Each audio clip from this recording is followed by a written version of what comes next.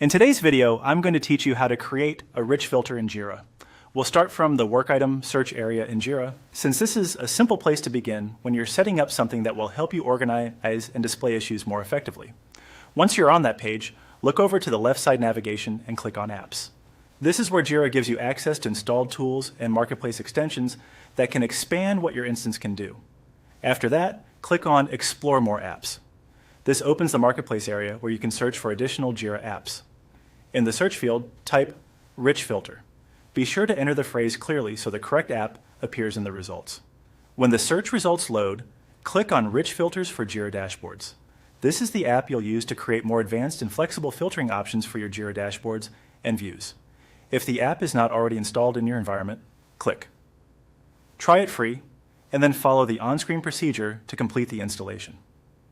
The exact prompts may vary slightly depending on your Jira setup and permissions, so just continue through the guided steps until the app is available.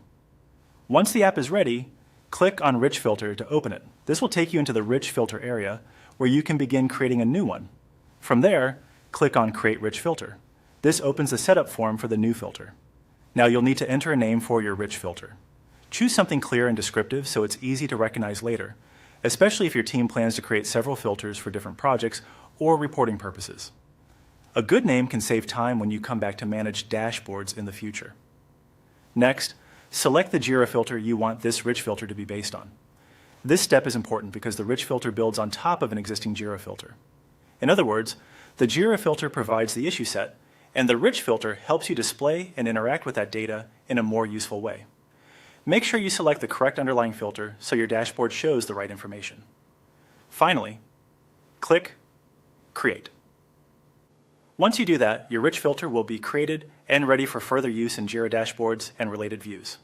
As a quick tip, if you don't see the options exactly as shown, it may be due to permissions or a slightly different Jira layout, but the process remains the same.